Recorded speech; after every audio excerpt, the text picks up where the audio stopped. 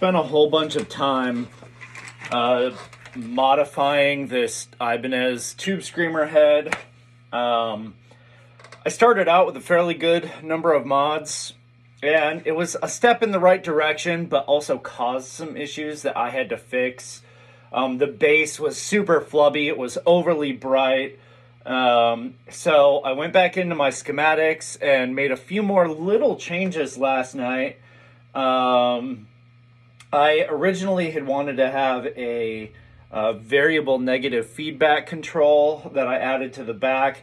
It wasn't working the way that I wanted it to, so I just upped the value of the resistor in the stock negative feedback loop.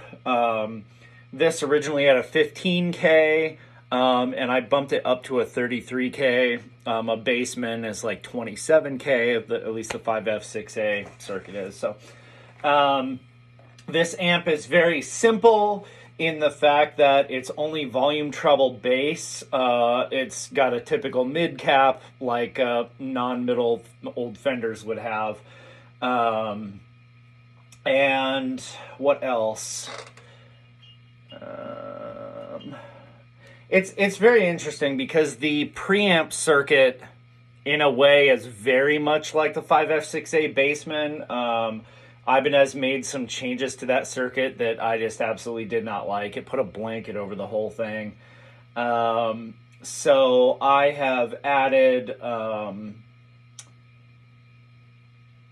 some coupling caps in the part of the input section of the preamp. The other sort of interesting thing about this is typically all those old Fenders had three 12A series tubes, 12AU7 into two 12AX7s, 12AT7 into two 12AX7s, the last one in every case being the phase inverter. This amplifier actually does not have that. It has a single 12AX7 stock in the first preamp stage, and it uses both sides of that dual triode to give you both of your gain stages that you would have been getting out of two in those early Fender amps. So I've changed much of the circuit to very much mirror that sort of 5F6A bassman thing.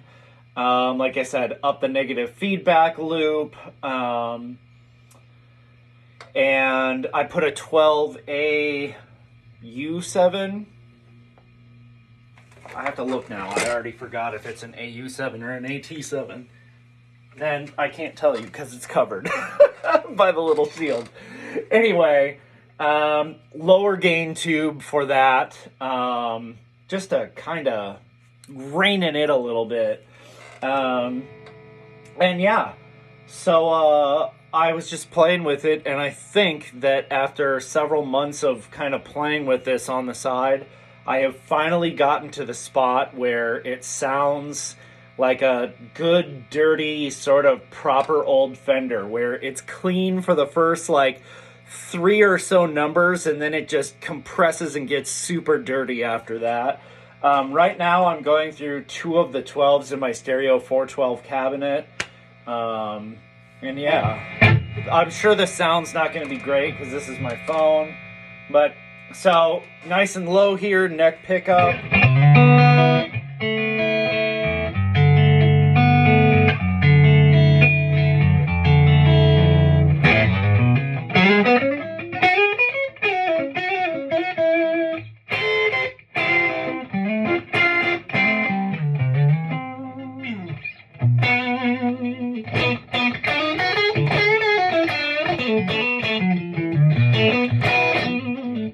That punchiness that a Fender has in sort of that bass area, and that's really what I was looking for.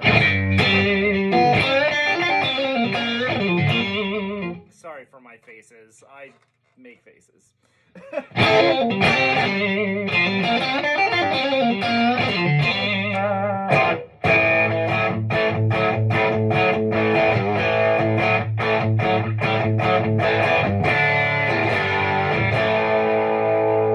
And then when you start turning it up, I'm going to stay on the bridge here just because it's going to get get dirty and, you know, bridge.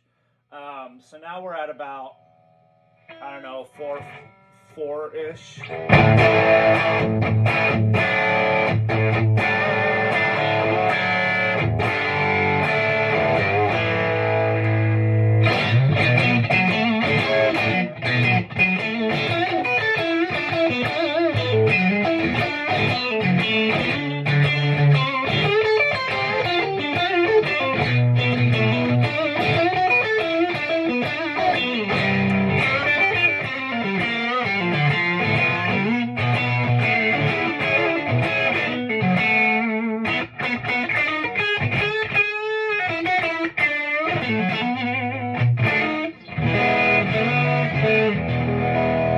And then, like I said, as you turn the volume up, it just starts compressing from there.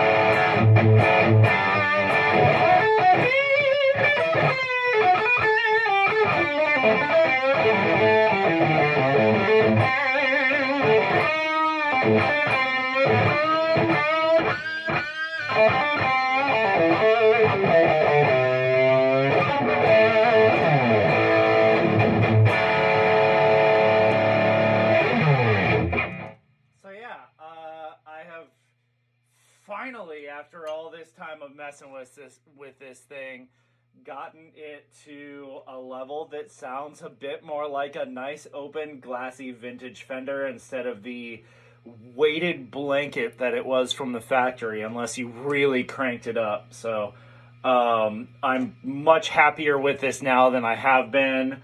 I had toyed with ripping everything out and building like an AC15 or an actual 5F6A, just copy circuit, maybe with some mods. But I was able to use, the stock setup in it and just mod to my heart's content. And I'm super happy with it now. So, yeah, just thought I'd share that. Fun things I like to do in my spare time. When I get to mess with my own stuff and do my own mods, it just helps me get better at working on other people's amplifiers. Because if I fuck this up, it's, my own gear, and the only person to be mad at is myself. And I never want to do that to somebody else's gear. So it's always nice to have things to practice on. But anyway, that's it.